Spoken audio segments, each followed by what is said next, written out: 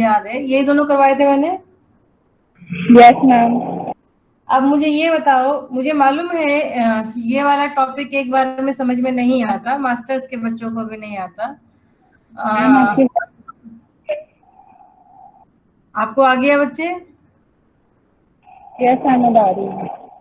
चलो आ गया समझ में तो अच्छी बात है, क्योंकि ये एक बार में जहां तक मुझे जानकारी है नहीं आता, क्योंकि मैं इग्नू एमए के बच्चों को पढ़ाती थी, तो उनको समझाने के लिए मुझे बहुत कोशिश करनी पड़ती थी। अगर आपको आ गया तो बहुत अच्छी बात है, और ये आपके आगे भी काम में आएगा। एमए में भी एक सिलेबस आपका भारतीय काव्य शास्त्र होता है, पूरा एक पेपर ही भारतीय काव्य शास्त्र का, जैसे आपका ग्रेजुएशन में था ऐसे मास्टर्स में भी एक पेपर भारतीय काव्य शास्त्र का, एक पेपर पाश्चात्य काव्य शास्त्र का, इसी टाइप में आपका होता है। और जब भारतीय काव्य शास्त्र का पेपर आता है तो रस निष्पत्ति आपसे पूछते हैं, और अगर आपको थोड़ा बहुत भी पता रहेगा आपके लिए फायदा रहता है, अच्छा रहता है। खैर कोई नहीं, कल जो मैंने सिंपल तरीके से एक बार रिपीट कर देती हूँ, जो हमने भट्ट लोलट का उत्पत्तिवाद या आरोपवाद बताया था, तो उसमें क्या बताया था, कौन बताएगा उसको? अंजलि तुम ही बताओ, उसमें क्या बताने की कोशिश की थी हमने?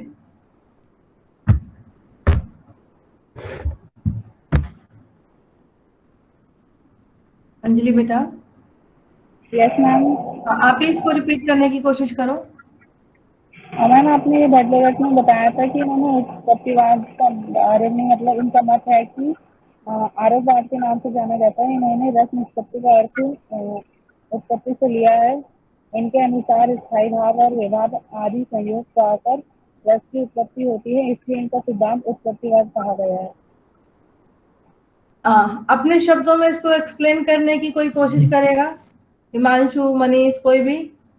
मैम हाँ बोलो। मैं थोड़ा मैम 10 मिनट के लिए लेफ्ट कर सकता हूँ मैम, थोड़ा मेडिकल स्टोर पे जाना है मेरे को। ओके, कोई बात नहीं, कोई बात नहीं। हिमांशु आप बताओ बच्चे। मेरा हिमांशु, रह गया था थोड़ा सा। आपका रह गया था। तबस्सुम, अनिकेश, अनिकेश आप हैं? आप बताइए। मैं बताता हूँ। मैम भट्ट रोलक ने बताया था उत्पत्तिवाद के बारे मतलब जो उनके रस से संबंधित थी। भट्ट रोलक उत्पत्तिवाद से बताया था कि जब अस्थाई भाव या अस्थाई भाव प्लस विभाव संयोग कर रस की जब उत्पत्ति करते हैं तो वहाँ पे जो इन्होंने बताया कि उत्पत्तिवाद, वहाँ पे ये उत्पत्तिवाद आ जाता है। इसी का एक नाम और है आरोपवाद, पता है आपको? जी मैम, कल बताया था आपने। आरोपवाद का क्या मतलब हुआ? मतलब मैम किसी हाँ। के कोई किसी वक्ता है या मतलब किसी के कोई भी अपने वाणी कह रहा है या कुछ कह रहा है, तो उस पे हम किसी किसी तरह का आरोप या किसी उस पे कुछ कहते हैं उसकी बातों पे, तो उसे हम आरोप कहते हैं। आरोप को वैसे तो आपने, वैसे हम लोग आरोप को नेगेटिव संदर्भ में लेते हैं, पर इसमें जैसे एक जो होता है बदलाव के लिए भी हम एक अलग नेगेटिव शब्द का यूज करते हैं ना, विकार। विकार का मतलब बदलाव होता है, ठीक है। लेकिन विकार को हम लोगों ने अधिकतर क्या किया है, काव्य शास्त्र निकाल के उसको नेगेटिव संदर्भ में बीमारी के रूप में, कमी के रूप में, परेशानी या प्रॉब्लम के रूप में ले लिया है। ऐसे ही आरोप को भी हमने मतलब नकारात्मक वे में हम उसका यूज करते हैं। जबकि आरोप का मतलब ये है कि जैसे मेरे मेरे ऊपर मैं कोई रोल प्ले करती हूँ, तो मैं पूरी तरीके से उसको अपने ऊपर आरोपित ओढ़ लेती हूँ, ठीक है। मतलब मान लो कि मैं सीता का रोल प्ले कर रही हूँ या किसी और कैरेक्टर का रोल प्ले कर रही हूँ, तो मैं पूरी तरीके से उस पर आरोपित हो जाती हूँ। मैं लक्ष्मी लक्ष्मी नहीं रहती, उस वो पात्र हो जाती हूँ। क्लियर? तो इसमें उस संदर्भ में लिया हुआ है। तो हमेशा जरूरी नहीं है कि जैसे किसी के बारे में जो मतलब जैसे कि विकार के लिए हम 99% विकार के लिए जो लोग हैं उसको नेगेटिव समझते हैं, पर विकार का मतलब होता है बदलाव। तो जब अभी जैसे आपकी क्लास में जो आपको व्याकरण वाला पेपर यदि कोई बच्चा पढ़ रहा होगा, तो वो पढ़ेगा, जब उसमें हम समास पढ़ेंगे, मेरे ख्याल से व्याकरण के पेपर में समास होगा, तो उसमें यही है कि जब दो शब्दों के मेल से यदि कोई विकार उत्पन्न हो जाता है, और ठीक है, वो विकार जब उत्पन्न होता है संक्षिप्तीकरण के रूप में वो विकार होता है, तो उसे हम समास कहते हैं। तो विकार का वहां पे बदलाव के लिए है कि कोई बदलाव आ जाता है। इसी प्रकार से यहाँ पे आरोप को आप उसको नकारात्मक वे में ना लेके उसको आरोपित अपने ऊपर आरोपित करना ले लेते हैं। ठीक है, तो यहाँ पर वही है कि जब आप विभाव और ये स्थायी भाव और विभाग के संयोग से यदि किसी चीज की उत्पत्ति होती है, यानी कि वो दोनों के संयोग से जो मतलब आप कोई कैरेक्टर रोल प्ले कर रहा है तो उसके अंदर कोई स्थायी भाव और जब प्रेक्षक या दर्शक उसको देख रहा है, तब वो जब वो स्थायी भाव उसके अंदर जो समाहित है वो स्थायी भाव विभाव का सहारा लेकर जैसे ही वो बाहर उत्पन्न होते हैं तो वो अपने आप को उस जो सामने वो कैरेक्टर देख रही है खुद को उससे जोड़ लेती है, या तो उसकी माँ समझती है, या प्रेमिका समझती है, पत्नी समझती है, बहन समझती है। तो वो उसको जब जोड़ लेती है तो इट मीन्स कि वो अपने आप को आरोपित कर लेती है उस कैरेक्टर के रिलेटिव से, जिस जिस जिस रूप में उस कैरेक्टर को वो देख रही है। समझ में आया Aniket? Yes ma'am. Yes ma'am. ठीक है, इसको नेगेटिव वे में हमेशा हर चीज को हम, क्योंकि हम सुनते ही यही आ रहे हैं बचपन से। मैंने भी जब फर्स्ट टाइम विकार शब्द सुना था तो मुझे लगा था कि विकार का मतलब होता है बीमारी उत्पन्न हो। जब आप त्रासदी सिद्धांत पढ़ेंगे, या आई थिंक त्रासदी आप पहले पढ़ चुके होंगे 3rd सेमेस्टर या 4th सेमेस्टर में, नहीं या आप पढ़ रहे हैं पाश्चात्य काव्यशास्त्र में है ना त्रासदी आपका? यस त्रासदी सिद्धांत में हमारे पेपर में भी त्रासदी है, तो उसको भी मैं करवाऊंगी। तो त्रासदी को भी हम देखा जाए तो एकदम बिल्कुल अपोजिट वे में लेके जाते हैं कि जिंदगी में कोई दुर्घटना घट गई तो हम उसको त्रासद स्थिति मान लेते हैं, लेकिन उसमें भी उसका एक अलग संदर्भ निकल के आता है। खैर वो तो जब हम पढ़ेंगे तब करेंगे। इसी प्रकार से शंकु का मैंने अनुमतिवाद या फिर अनुमान बताया था। ठीक है, उसमें अनुमान करते हैं जैसे किसी चित्र को देखकर हम उसमें जो एक सच्चाई की प्रतीति कर। हाँ अनिकेश बोलो बेटा। मैम पूछ रहे थे कि जैसे आपने बताया था आरोपवाद, मैम किसी भी शब्द के लास्ट में जैसे समाज साम्राज्यवाद या कोई भी शब्द होता है उसमें मैम जब वाद जुड़ जाता है तो उसका क्या अर्थ होता है? सबका अर्थ अलग अलग होता है कि उसके संदर्भ में हम अर्थ निकालते हैं? हम संदर्भ में अर्थ निकालते हैं बेटा। साम्राज्यवाद को कई लोग अपने संदर्भ में पॉजिटिव लेते हैं, पूंजीवाद को कोई समाजवाद तो पॉजिटिव वे में जाता है, पूंजीवाद नकारात्मक चला जाता है। समझ रहे हो? समाजवाद तो अच्छा है ना, मार्क्सवाद तो अच्छा है, लेकिन उपनिवेशवाद की बात करें तो नेगेटिव है।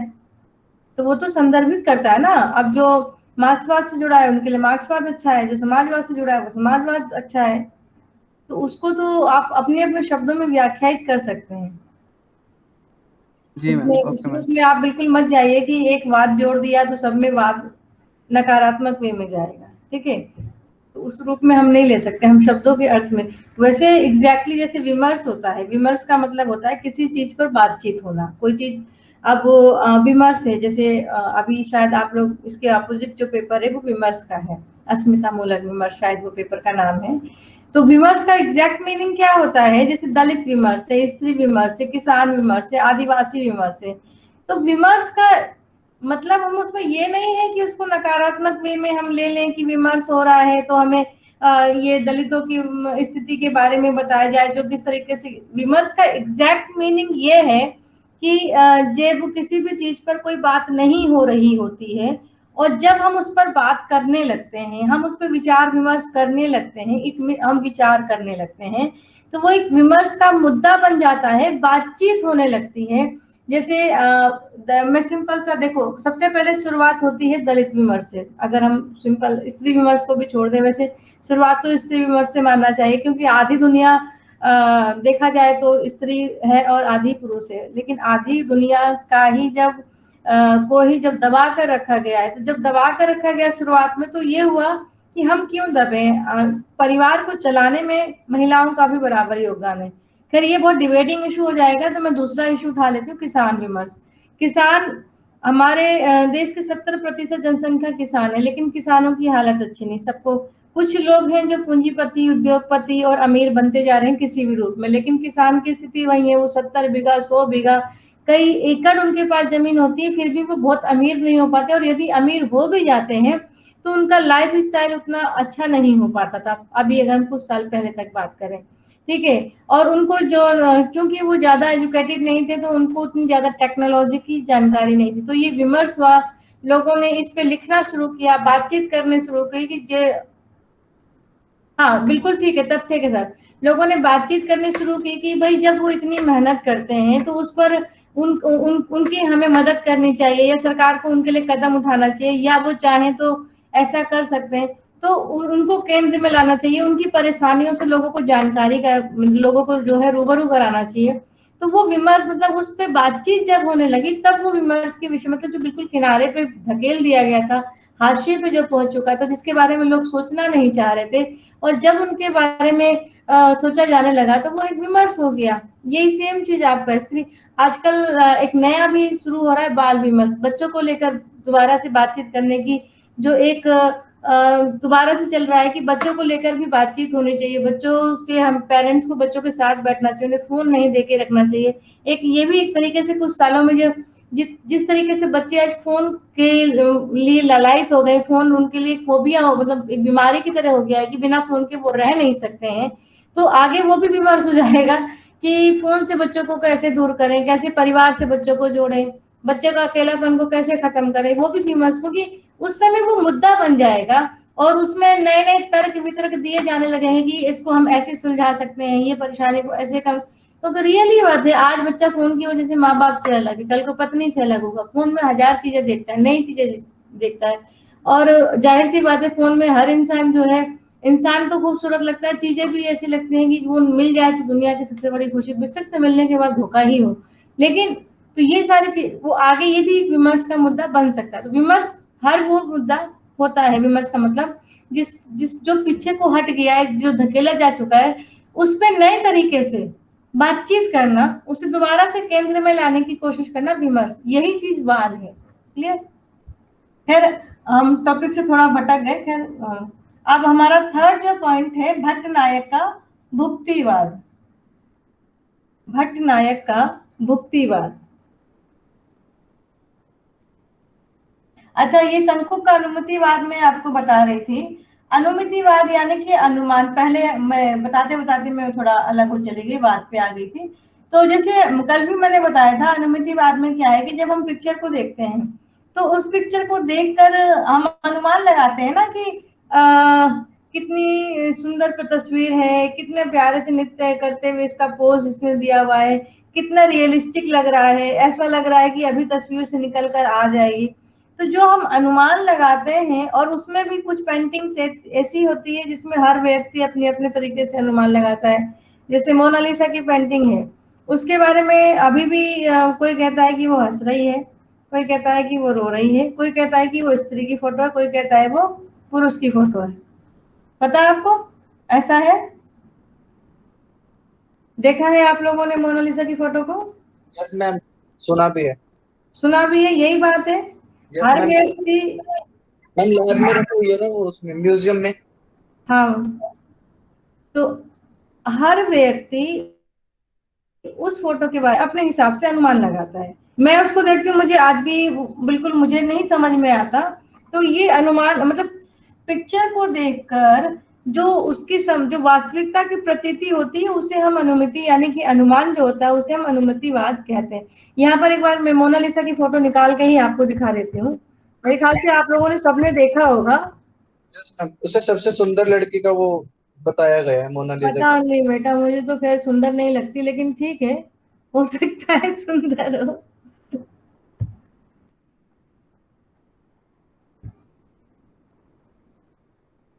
एक मिनट देख लेती हूँ इसमें निकलता है नहीं निकलता है, अलग अलग चीजें आ रही हैं।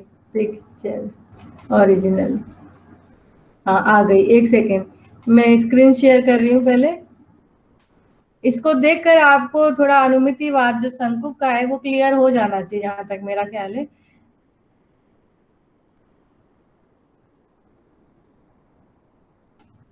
आपको ये दिखाई दे रहा है? मैम यही है। यही है। अब Yes, तुमने इसको बोला सबसे सुंदर फोटो है। नहीं बोला जाता है, मैंने नहीं, मेरे को भी नहीं लगती।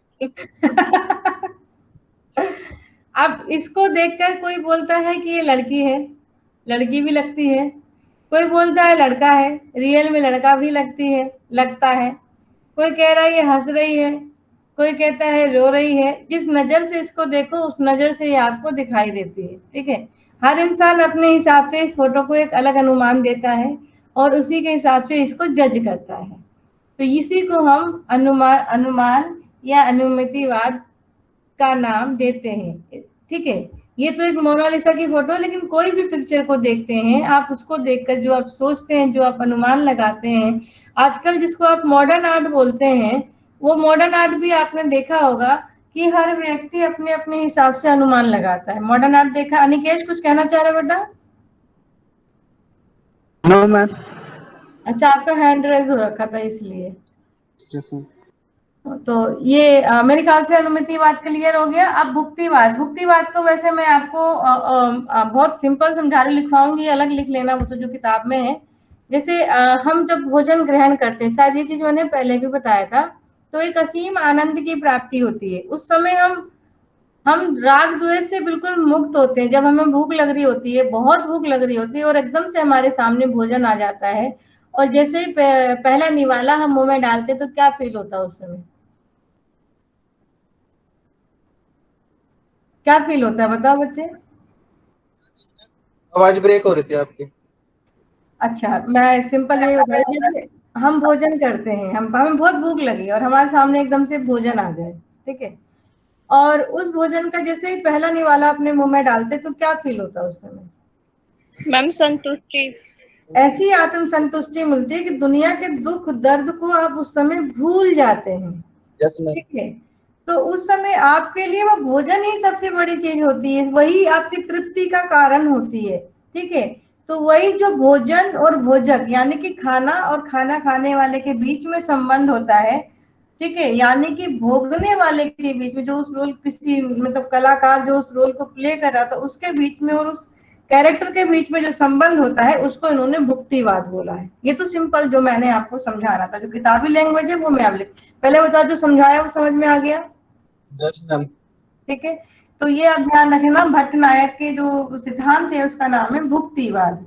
तो लिखे, रस को साक्षात्कार, या सॉरी आप ये लिख दीजिए, इसके अनुसार, पहला काट दीजिए, इसके अनुसार प्रत्येक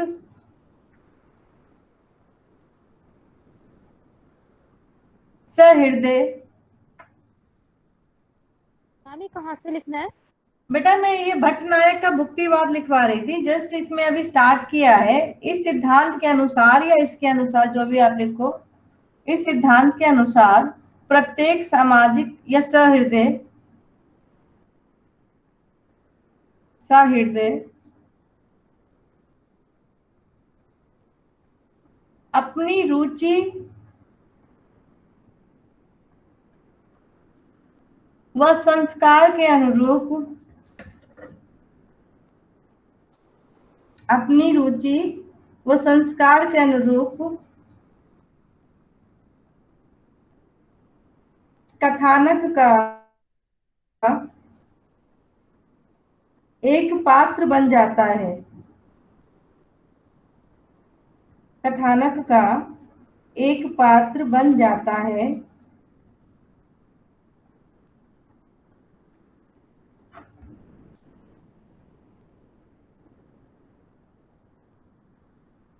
जैसे भोजक और भोज्य का संबंध होता है,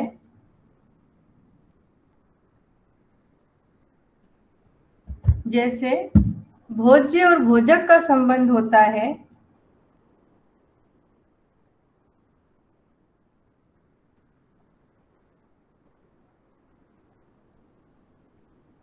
वैसे ही दर्शक और कलाकार का संबंध,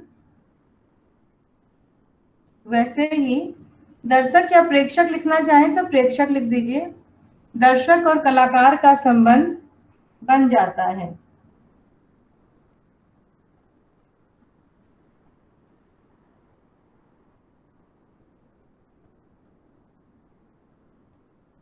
इस दशा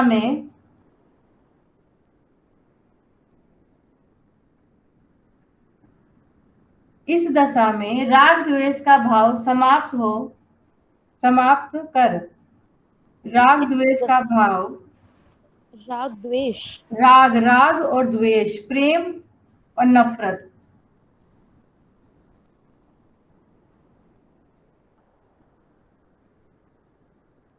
का भाव समाप्त कर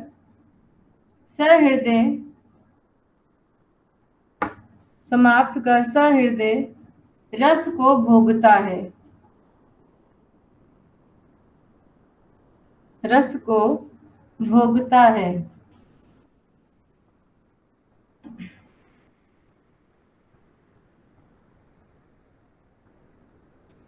अब ये लास्ट है, फोर्थ है अभिव्यक्तिवाद।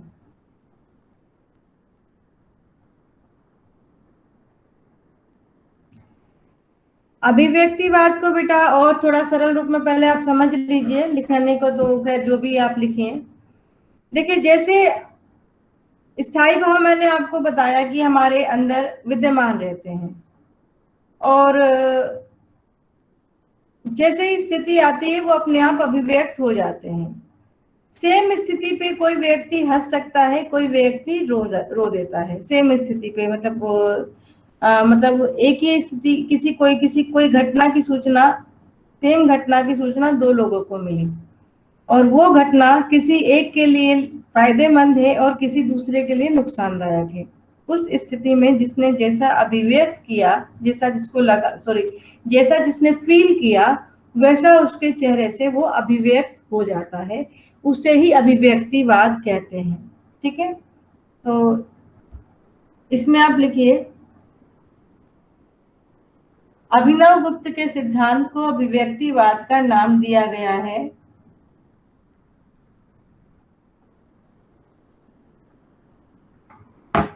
अभिनव गुप्त के सिद्धांत को अभिव्यक्तिवाद का नाम दिया गया है।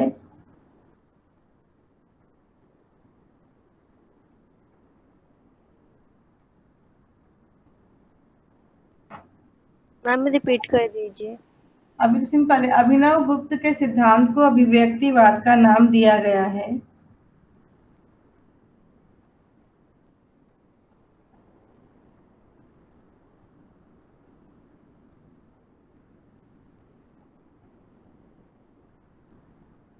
नाटक अथवा काव्य में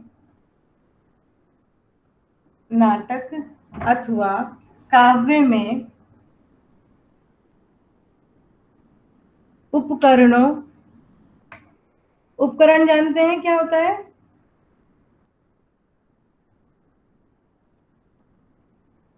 बताइए बेटा, उपकरण का मतलब क्या है?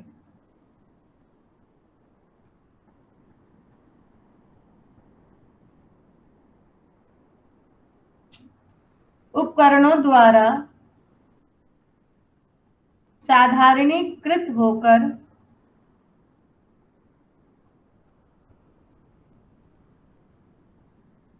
देश काल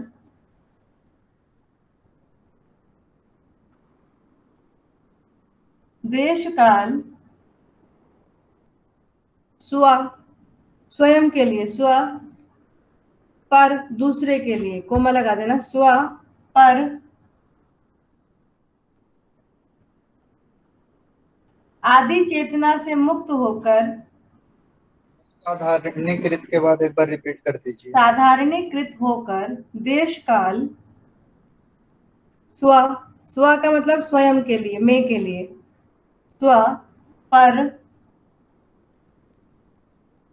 पर का मतलब दूसरा, पर आदि चेतना से मुक्त होकर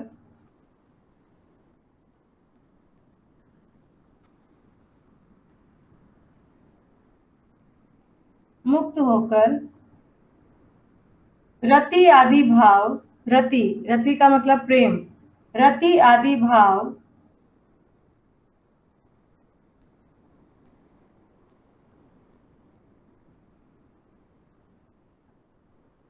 के साधन बन जाते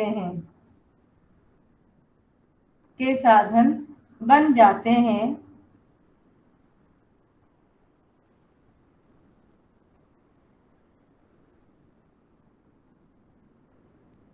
यह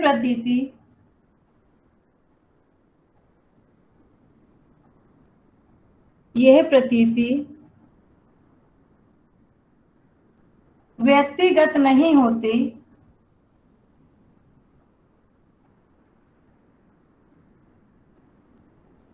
यह प्रतीति व्यक्तिगत नहीं होती बल्कि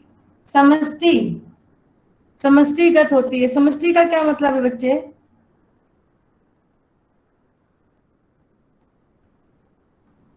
ये प्रतीति व्यक्तिगत नहीं होती। बड़ी। समष्टिगत का मतलब सबके साथ, मतलब व्यक्तिगत खुद के लिए नहीं होती बल्कि सबके लिए, सामाजिक होती है। हाँ बोलो नव्या। मैम सबके नजरिए। हाँ सबके लिए, हाँ। समष्टिगत होती है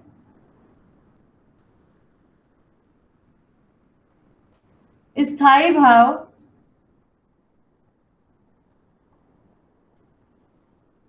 भाव प्रत्येक सामाजिक का जो यहाँ पे शब्द अर्थ है, सामाजिक हो या सहृदय हो, वो समाज के लोग या व्यक्ति के संदर्भ में इस्तेमाल हो रहा है। उसको आप किसी भी रूप में लिख सकते हैं, चाहे आप सामाजिक लिखें, समाज में रहने वाला व्यक्ति, चाहे आप सहृदय लिखें, वो व्यक्ति जो सहृदय से युक्त है। तो इसमें आप कुछ भी लिख सकते हैं, ऐसा ना हो कि आप ये सामाजिक और सहृदय का अर्थ ही ढूंढते रह जाए। इसका सीधा सा अर्थ है हर वो व्यक्ति जो दर्शक है, प्रेक्षक है, श्रोता है, पाठक है। क्लियर हो रहा है? ठीक है। स्थायी भाव प्रत्येक सामाजिक के चित्त यानी कि हृदय में विद्यमान रहते हैं। हृदय में विद्यमान रहते हैं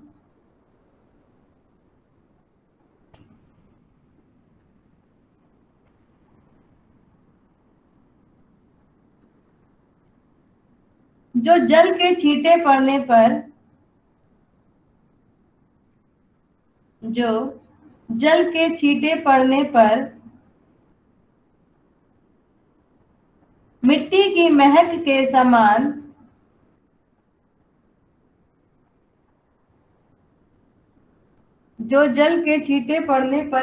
महक के समान अनुकूल परिस्थितियों में जागृत हो जाते हैं। अनुकूल परिस्थितियों में जागृत हो जाते हैं। अब इस ये लास्ट वाले सेंटेंस को प्लीज आप लोग में से कोई एक्सप्लेन करो।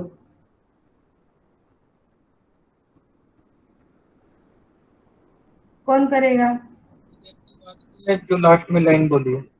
हाँ, लास्ट जो सेंटेंस बोला है, स्थायी भाव तो प्रत्येक सामाजिक के हृदय में रहते हैं, ठीक है, जो जल के छींटे पड़ने पर मिट्टी की महक के समान परिस्थितियां पाकर जागृत हो जाते हैं। इसका अर्थ बताइए।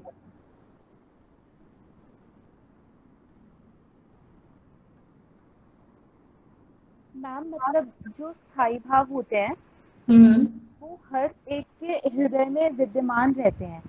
जैसे हाँ। मतलब जैसे अगर बारिश की बूंदों या जल की छींटे पड़ने पर जब मिट्टी को अपनी वो एक अनुकूल स्थिति, मतलब एक प्रॉपर वो मिल जाती है, उसके बाद उसकी महक आती है, खुशबू आती है।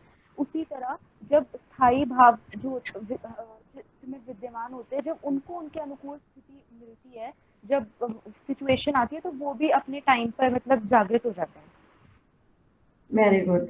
मतलब वही है कि जैसे मिट्टी पड़ने पर मिट्टी पे पानी के छींटे पड़ने पर मिट्टी की सुगंध आती है, लेकिन मिट्टी तो वही रहती है, सुगंध एकदम से, जैसे आपने देखा होगा बारिश की बूंदें पड़ती है, पानी की छींटे पड़ती है, तो उसकी एक अजीब सी खुशबू आती है, मतलब बहुत महक, अच्छा लगता है। मुझे नहीं पता आप लोगों को महक अच्छी लगती है या नहीं, बट मुझे अच्छी लगती है वो मिट्टी की महक, मुझे बहुत सौंधी सौंधी लगती है उस समय। वैसे मुझे मिट्टी की महक या धूल मिट्टी से मुझे बहुत एलर्जी है, लेकिन उस समय मुझे वो खुशबू अच्छी लगती है। वो मेरा अपना ओपिनियन है। इसी प्रकार से हर किसी के मन में स्थायी भाव रहते हैं। मैंने अभी पहले वाले में भी यही बताया था कि मान लो कि दो लोग हैं और सेम घटना को दो लोगों ने सुना, और वही घटना किसी के लिए खुशी का कारण और किसी के लिए दुख का कारण और किसी के लिए शोक का कारण हो सकती है। तो जैसे ही अनुकूल परिस्थितियां जिसको मिलती है, वो उस हिसाब से वो जागृत हो जाती हैं। तो देखिए, ये चारों के मत हैं, लेकिन सबसे ज्यादा प्रसिद्ध मत जो रहा है वो अभिनव गुप्त का अभिव्यक्तिवाद रहा है। और उसका कारण भी यही है कि जैसे इन्होंने इसका मिट्टी का उदाहरण दिया है, वही उदाहरण बेस्ट है। अगर उसको आप देखें भी कि स्थायी भाव तो हर व्यक्ति के मन में जागृत स्थायी रहते ही हैं, और जैसे ही कोई घटना, दुर्घटना, कोई स्थिति, परिस्थिति सामने आती है, उसके हिसाब से जो है हमारी वो भावना जो है जागृत हो जाती है। हम एकदम से बैठे हैं, एकदम से किसी की खबर सुने कि फला फला के यहाँ पर जो है ऐसी घटना हो गई, या किसी बच्चे का जन्म हुआ है जिसके 20 साल से बच्चे नहीं हो रहे थे, 10 साल से नहीं हो रहे थे, उनके आपने सुना कि बच्चे का जन्म हुआ है, एकदम से एक नई लहर आ गई, या कोई ऐसी घटना हो गई जिसकी कोई उम्मीद नहीं थी, एकदम से शोक मतलब समा गया पूरे घर में।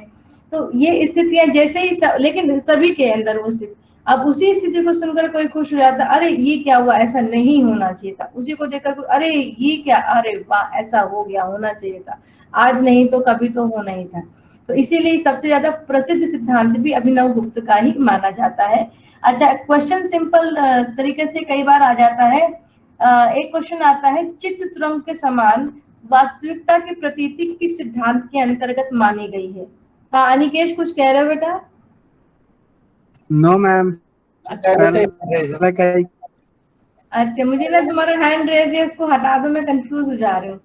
तो उसमें अगर इस क्वेश्चन आपका आ जाए कि चित्र तरंग के समान वास्तविकता से प्रतीति किसके सिद्धांत के अंतर्गत आती है, तो वो सिद्धांत आपका है शंकुक के सिद्धांत के अंतर्गत। आरोपवाद की प्रतीति किसके अंदर पाई जाती है, वो आपका सिद्धांत भट्टलोलट के अंदर है। ठीक है, भोज्य और भोजक का संबंध किस सिद्धांत के अंतर्गत आता है, वो आपका भट्ट नायक का है। और इनके इसमें जो आता है, वैसे तो अभिव्यक्तिवाद का सिंपल आता है, या फिर आप इसमें इस तरीके से बोल देंगे, क्वेश्चन ऐसे भी आ सकता है कि मिट्टी जो जल के छींटे पड़ने पर मिट्टी की महक के समान अनुकूल परिस्थितियों में जो जागृत हो जाए, वो कौन सा सिद्धांत कहलाती है? तो उसमें आपको पता होना चाहिए अभिनव गुप्त के अनुसार। ये आप अपने इस सिलेबस के लिए तो पढ़ेंगे ही, लेकिन इन फ्यूचर के लिए भी आपको ये याद रखना है, नेट के एग्जाम में किसी भी रूप में ये आ ही जाता है। ठीक है, अब हम 9 के 9 जितने रस है, 9 है या 11 है, हम सारे ही रसों को एक एक करके पढ़ लेंगे। तो आप सबसे पहले क्या कीजिए कि जितने भी रस है उनके नाम आप लिख लीजिए।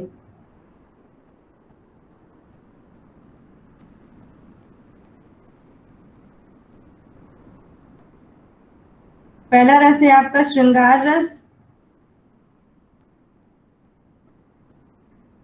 दूसरा हास्य रस, तीसरा रौद्र रस, करुण, विभत्स, भयानक, वीर, अद्भुत और शांत रस।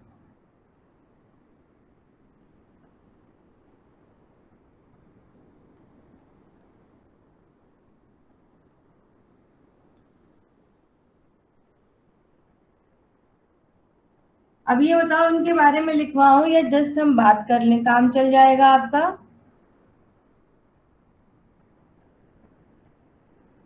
मैम बात कर लीजिए, इस पे चर्चा कर लीजिए।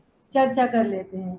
तो हमें पता है श्रृंगार रस को बहुत सारे लोग जस्ट प्रेमी प्रेमिका के रूप में ही लेते हैं। तो क्या ये इसी रूप में आता है या श्रृंगार दूसरे संदर्भ में भी आ सकता है? बताइए। दूसरे में भी आ सकता है वैसे। जैसे यदि कोई तैयार, हाँ बोलो बेटा। मैम जैसे लेडीज वगैरह श्रृंगार करती है उसमें भी आएगा वो रस। सजावट के संदर्भ में भी हम श्रृंगार का प्रयोग करते हैं। ठीक है, लेकिन अगर यहाँ पर जो है वैसे श्रृंगार रस का अधिकतर जो प्रयोग जो माना जाता है, वो प्रेमी प्रेमिका के चित्र में जो सोई हुई अवस्था होती है, वो जब जागृत हो जाती है, उसमें चाहे वो संयोग की स्थिति हो, चाहे वो वियोग की स्थिति हो। अच्छा, इसमें एक चीज है, आप ये ध्यान रखना कि श्रृंगार रस को रसों का राजा माना जाता है, आपको मालूम है? जैसे आम को फलों का राजा माना जाता है, इसी तरीके से श्रृंगार रस को रसों का राजा माना जाता है। तो ये भी आप एक लाइन लिख लीजिए, इसीलिए इसको रस राज कहते हैं।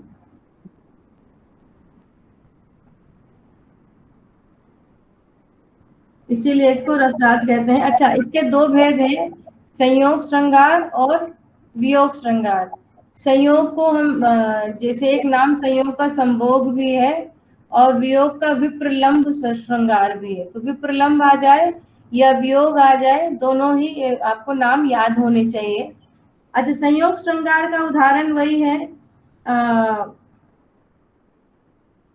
उदाहरण याद है किसी को संयोग का?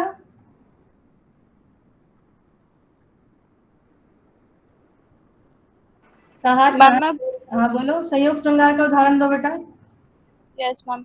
मैम स्वेद सलील रोमांच पुरु गही दुल्ही अरिनाथ दियो हियो संग हाथ के हथलेवा ही हाथ। श्वेता, बच्चे देख के बता रहे हो या ये पता है आपको? मैम मैं ये देख के बता रही हूँ। अच्छा, सिंपल मैं आपको वो बता रही जो आप याद कर सकें। कहत नहत रीजत खीजत मिलत खिलत लजियात भरे भवन में होते नैना निसोबात। याद हो तो जाएगा ये वाला? मैम बिहारी की पंक्ति है ना ये? हाँ जी, जो आपको याद हो सके पेपर में लिखने के लिए आप उसको लिख लो, क्योंकि ये संयोग श्रृंगार है। यहाँ पर दोनों एक दूसरे को देख रहे हैं, मिल रहे हैं, ठीक है, उसको आप लिख सकते हैं। ये इसकी थी ना श्रृंगार रस की हाँ संयोग। हाँ हाँ, श्रृंगार रस का है ये। कहत नटत रीजत खीजत मिलत किलत लतियात भरे भवन में बहुत। नैनों ने सब बात। हाँ जी, ये पूरा आप लिख लीजिए, इसका उदाहरण है। दूसरा है वियोग श्रृंगार। वियोग श्रृंगार का, वियोग श्रृंगार में एक चीज आप संयोग में ये श्रृंगार रस में एक चीज आप ध्यान रखना कि चाहे स्थिति संयोग की हो चाहे स्थिति वियोग की हो, दोनों ही स्थिति में नायक नायिका परेशान रहते हैं। क्यों? जब संयोग की स्थिति होती है तो बिछड़ने का डर रहता है, और जब वियोग की स्थिति होती है तो मिलने की इच्छा होती है। दोनों में ही दुख रहता है, दोनों में ही परेशान रहते हैं, ये आपको ध्यान रखना है। अच्छा, वियोग श्रृंगार। अच्छा, संयोग का एक उदाहरण और भी आप लिख सकते हैं। बतरस लालच लाल की मुरली धरी लुकाए सोह करे भो हनु हंसे देन कहे नट जाए। सबसे सिंपल है, दोनों में से एक ना एक आपको याद रह सकता है मेरे हिसाब से, ठीक है। रौद्र रस, क्रोध रस, वीर रस, भयानक रस। अरे वाह, किसने भेज दिया? गुड, वेरी गुड, हिमांशु ने। गुड, वेरी गुड, ठीक है। इसी प्रकार से आपका वियोग श्रृंगार में है, तो वियोग श्रृंगार का उदाहरण बहुत सिंपल है। इसमें यशोधरा का वर्णन, सिंपल एक लाइन आप याद कर सकते हैं। निस दिन बरसत नैन हमारे, कौन किसकी पंक्ति है ये, आपको याद है? सदा रहती पावस ऋतु हम पे जब से श्याम सिधारे। निस्दिन बरसत नैन हमारे सदा रहती पावस ऋतु जब से श्याम सिधारे। यहाँ सिधारे का मतलब स्वर्गलोक नहीं है, सिधारे का मतलब है किसकी? मैथिली शरण को। नहीं, ये यशोधरा वाला नहीं, वो दूसरा है। वो मैं वो बोलने वाली थी, यदि ये सखी यदि वे मुझसे कहकर जाते तो क्या मुझे पतबाधा ही पाते। पहले मैं वो बोलना चाह रही थी, वो यश उनकी थी, ये दूसरी है। वो मुझे एकदम से वो बोलते बोलते ये जुबान पे आ गई, दोनों ही याद थी। तो बताइए ये किसकी है? श्याम कृष्ण के संदर्भ में है, आप उनके संदर्भ में याद करके मतलब दिमाग लगा के देखिए। और दूसरा गोपियां बोल रही हैं। गोपियां किससे बोल रही हैं? उद्धव से बोल रही हैं, ये भी मैं आपको बता दूं। आप बताइए किसकी पंक्ति है ये?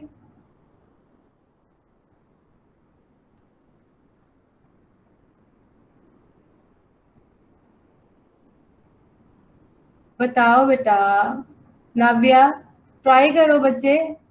एक बार रिपीट कर दीजिए, सोनी सोनी से थोड़ी। सुनी सुनी लगेगी, ये तो मैं आपको रटाने के मोड में हूं ना कि पेपर में लिखना हो तो आपको याद रहे। निस्दिन बरसत नयन हमारे, मतलब हमारे नयन, हमारी जो आंखें हैं उन आंखों से निस्दिन जो है आंसू बहते रहते हैं। सदा रहती पावस ऋतु, पावस ऋतु कौन सा ऋतु होती है? पावस ऋतु कौन सी ऋतु होती है बेटा?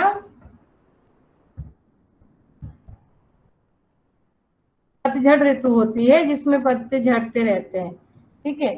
सदा रहती पावस ऋतु जब ते श्याम सिधारे। तो यहाँ पे गोपियां उद्धव से बोल रही हैं कि हमारे आंखों से आंसू निरंतर बहते रहते हैं जब से श्री कृष्ण गांव से चले गए हैं। मैम सूरदास सूरदास सूरदास की पंक्ति है, उद्धव शतक में से ली हुई है ये। सॉन्ग भी है, है सॉन्ग भी है, सॉन्ग। गाना भी है यस मैम। बेटा, वो तो होगा ही। और जो दूसरी मैंने पंक्ति बताई थी, है सखी यदि वे मुझसे कहकर जाते तो क्या मुझे पथ बाधा ही पाते। ये पंक्ति दूसरी है, ये भी वियोग श्रृंगार का उदाहरण है और अच्छा उदाहरण है, और दोनों ही बहुत सरल हैं। बुक में हो सकता है आपको थोड़ा सा टफ मिले, मेरे में भी जो मैं देख रही हूँ बहुत टफ है। दीप परियो जाते जाते नाहिन, वो उतना टफ मेरे को आपको करवाना नहीं है, मुझे आपको सिंपल कराना है ताकि पेपर में आप वो उत्तर जो है आप लिख सकें, ऐसा करवाना है आपको, ठीक है। तो श्रृंगार रस के दो भेद होते हैं, संयोग श्रृंगार और वियोग श्रृंगार। जब संयोग की स्थिति होती है नायक नायिका के बीच में, उसे हम संयोग श्रृंगार कहते हैं, ठीक है। और जब वियोग की स्थिति होती है, वियोग श्रृंगार का सबसे अच्छा, एक जो पद्मावत मूवी आपने देखी है ना, पद्मावत मूवी में आपने दो कैरेक्टर देखे होंगे, फीमेल कैरेक्टर, एक नागमती और एक पद्मावती, देखा है? Yes ma'am. ठीक है, तो अब आप एक चीज याद रखना कि नागमती खंड वियोग श्रृंगार का सबसे बड़ा उदाहरण है। नागमती खंड में जायसी जी ने पूरा नागमती और रत्न सेन के वियोग का वर्णन किया है। आगे आप मास्टर्स में पद्मावत जब पढ़ेंगे, अगर आप हिंदी से एमए करेंगे तब आपको समझ में आ जाएगा, ठीक है। अभी आप सिंपल याद रख लेना कि पद्मावती का जब समय था, जो है पद्मावती, वो संयोग श्रृंगार का उदाहरण है जहां पर पद्मावती का वर्णन है, और जहां पर नागमती का वर्णन है वहां पर वियोग श्रृंगार का उदाहरण है। पद्मावती और रत्न सेन के प्रेम का वर्णन पूरे पद्मावत में दिया है, तो वहां पे संयोग श्रृंगार दिख रहा है। और यहाँ पर नागमती जब रत्न सेन का उसका वेट इंतजार कर रही है, तो उसमें वियोग श्रृंगार का उदाहरण दिया है। तो आप सिंपल सा इसमें लिख सकते हैं कि नागमती वियोग खंड वियोग श्रृंगार का सशक्त उदाहरण माना जा सकता है, और पद्मावती खंड जो है वो संयोग श्रृंगार का सबसे अच्छा उदाहरण माना जाता है, ठीक है। दूसरा रस है हमारा वीर रस।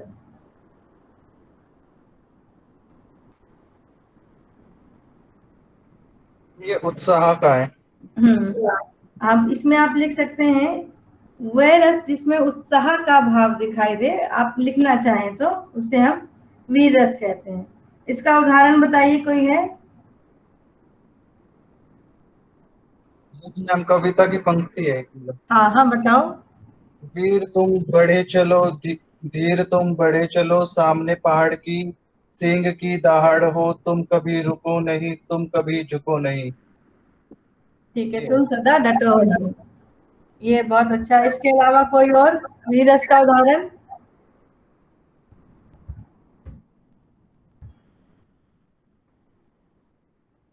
और कोई बताओ। मैम हाँ बताओ। मैम एक है, बुंदोलो के मुख से हमने सुनी कहानी थी, खूब लड़ी मर्दानी वो तो झांसी वाली रानी थी। वेरी गुड, ये बिल्कुल आपका वीर रस का है, ठीक है, ये आप डाल दे। मतलब जो आप याद कर सके, मैं इसलिए दो तीन उदाहरण बता रही हूँ कि कोई एक तो आसान होगा जिसको आप याद कर सकते हैं, ठीक है। तो बूंदेले के हर बोलो कि हमने सुनी कहानी थी, खूब लड़ी मर्दानी वह तो झांसी वाली रानी थी, ये आपका वीर रस का उदाहरण माना जा सकता है, ठीक है। हालांकि जब आप मास्टर्स में इन रस को करोगे तो वीर के चार भेद, युद्ध वीर, दान वीर, दया वीर, धर्म वीर, वो सब भी आप करोगे, लेकिन वो आगे करोगे और वो इस लेवल पे नहीं आएगा, ठीक है। और तीसरे नंबर का जो आपका रस है कौन सा था? रौद्र रस।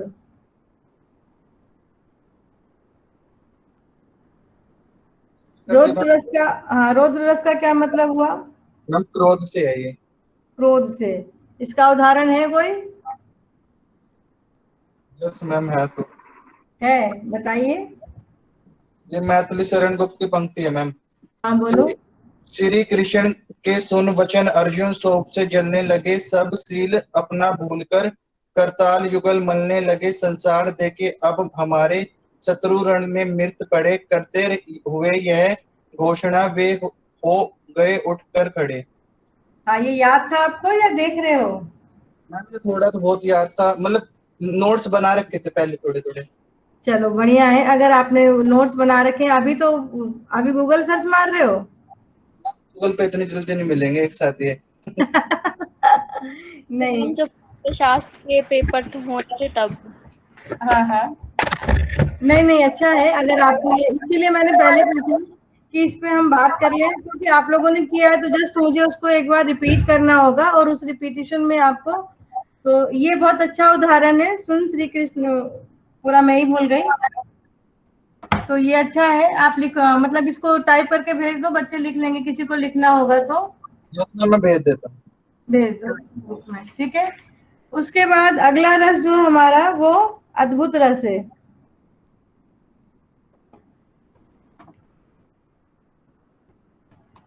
पहले आप वीर रस का भेज दो उदाहरण।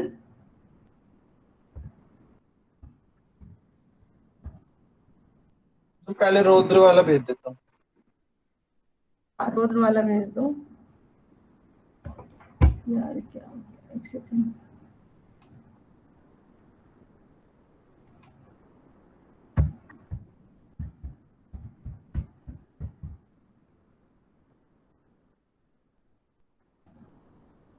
वीरस वाला वो जो अनिकेश ने बताया वो ज्यादा सही रहेगा, झांसी की रानी वाला। हाँ हाँ, वही, उसमें तो बेटा वही लिखो। मैं इसलिए बोल रही हूँ कि आप देखिए, अगर आपका ऑनलाइन पेपर होता तब तो आप सारा कुछ लिख लेंगे देख दाख के, लेकिन ऑफलाइन हो गया तो आसान वाला ही बेहतर होगा ताकि आप उसको याद कर सको। हम अपनी कविता की पंक्ति भी भेज सकते हैं ना, जो वीर रस के उसमें लिखते हैं। क्यों नहीं भेज सकते? हमें तो वीर रस दिखाना है बेटा, हमें तो वीर रस दिखाना है। हमें ऐसा थोड़ी है कि किसी का स्पेशल करना है, नहीं। अगर आप कोई अपनी पंक्ति लिखते हैं तो आप अपनी पंक्ति को भेज सकते हैं। और तुम तो मेरे ख्याल से कविता लिखते हो ना? यस मैम, कविता स्टोरी वगैरह सब। हाँ, स्टोरी वगैरह भी लिखते हो? यस कहीं पब्लिश करवाई? मैम, वैसे तो नहीं करवाई पर कंपटीशन वगैरह में पार्टिसिपेट करता रहता हूँ। नहीं, अच्छा है। मैम ये ड्रामेटिक सोसाइटी है ना, हंस रहे थे कि उसमें स्क्रिप्ट राइटर के लिए मतलब रखा हो, उसमें ऑडिशन दिया था। चलिए, अच्छा है। अद्भुत रस का क्या अद्भुत रस, जब किसी चीज को देखकर आश्चर्य का भाव उत्पन्न होता है तो वहां पर अद्भुत रस होता है। तो इसका उदाहरण क्या है? मैम बोले, हाँ बोलो बेटा। यहाँ हुआ दी बालक देखा मत वह मोर यानी देखा, देखी राम जन्नी अकुलानी प्रभु हस दिन मधुर मुस्कानी। अब ये बताओ, ये सबको याद हो जाएगा? आपको याद था? आपको तो याद है जिस तरीके से आपने बोला है। जी मैम, पहले का याद था। हाँ, ये आपको अच्छा है। बाकी सिंपल उदाहरण किसी को करना है तो उसमें श्री कृष्ण और यशोदा का वर्णन आप डाल सकते हैं। देख यशोदा शिशु के मुख में सकल विश्व की माया, क्षण भर को वे बनी अचेतन, हिल ना सकी कोमल काया। कर लोगे? हम ये कर लेंगे। देख यशोदा शिशु के मुख में, देख यशोदा शिशु के मुख में सकल विश्व की काया, क्षण भर को वे बनी अचेतन, हिल ना सकी कोमल काया। अखिल भुवन चर अचर सब हरि मुख में लख मातु, चकित भई गदगद वचन। है तो बहुत अच्छा। अगर आप ये वाला याद कर लो श्वेता, ये आई थिंक मेरे ख्याल से आप लोगों के सेम नोट्स बने हुए हैं पहले के, क्यों? ये सेनापति का है। हाँ, ये पहले से बने हुए क्योंकि सबको वही सेम याद है। अगर आपको याद है तो वेल एंड गुड, फिर तो आप इसको याद कर लीजिए। नहीं तो मैं आसान इसलिए करवा रही हूँ कि भाई पेपर में आप लोग लिखने के लिए हर किसी का उदाहरण यदि आप डाल देंगे तो बेस्ट है। इन एनी केस एक आध का रह भी जाए तो कोई दिक्कत नहीं है, लेकिन हम इसको तो अद्भुत रस अगर आप चाहें तो ये यशोदा वाला भी कर सकते हैं, और ये चाहें तो आप ये भी कर सकते हैं, ठीक है। उसके बाद अभी टाइम है, नेक्स्ट है हास्य रस।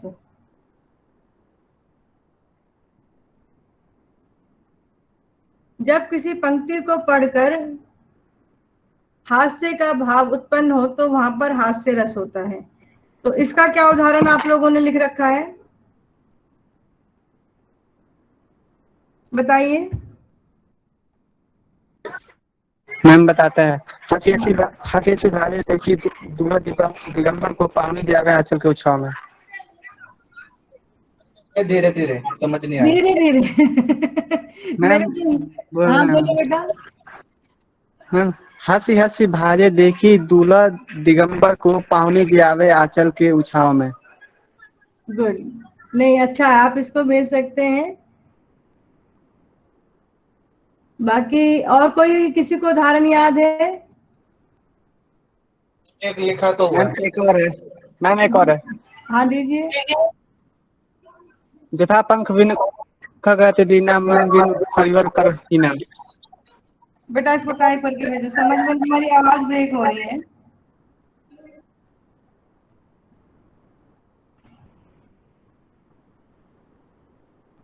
और कोई ऐसा जिसको सच में सुनने में कोई लेटेस्ट बताओ, जिसको सुनने में हंसी मजाक या हास्य का अनुभव हो। कोई अभी बहुत सारे कवि आप लोग पढ़ते हैं, कोई आपकी अपनी कविता हो उसको बताओ।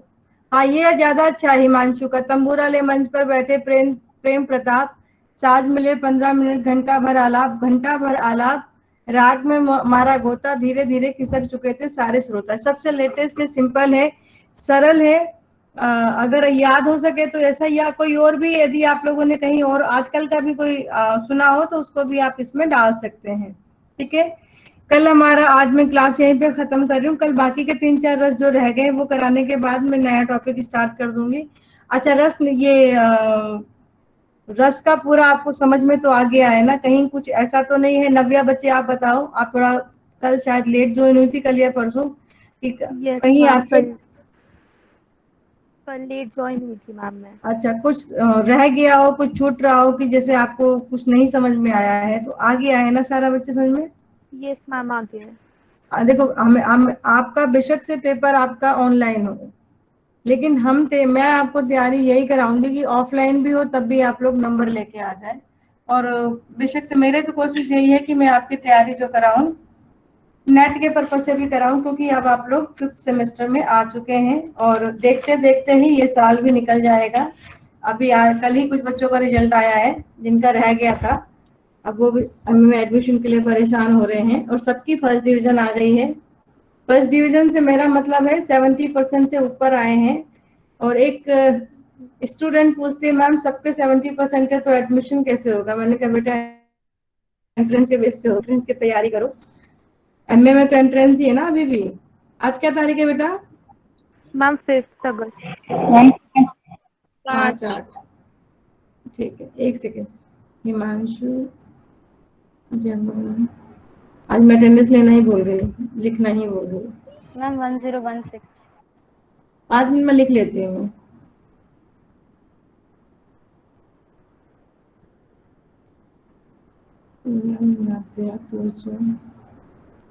राहुल, ब्रिजित,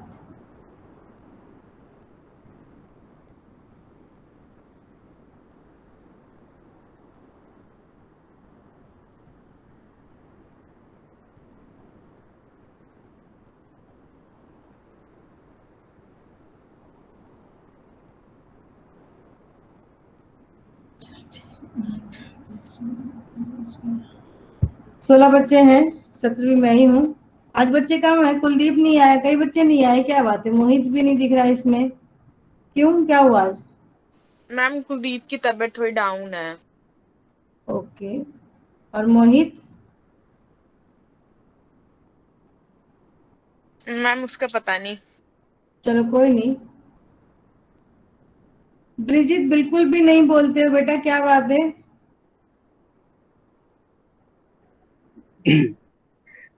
मैम मैं ज्यादा बोलता नहीं। बेटा आगे अगर मान लो एकेडमिक में जाना है तो एकेडमिक का तो काम ही बोलने वाला है। अगर मान लो किसी और फील्ड में जाना है तो चलो कोई बात नहीं, लेकिन इन एनी केस फ्यूचर में आप टीचर बनते हो तो बिना बोले तो बच्चे काम ही नहीं चलेगा। ब्रिजित बिल्कुल भी नहीं बोलता है, गौरव नहीं बोलता है। गौरव आप क्यों नहीं बोलते हो? आज भी नहीं बोलेगा। गौरव अभी लेफ्ट होना। राहुल तुम भी कम बोलते हो, क्या बात है?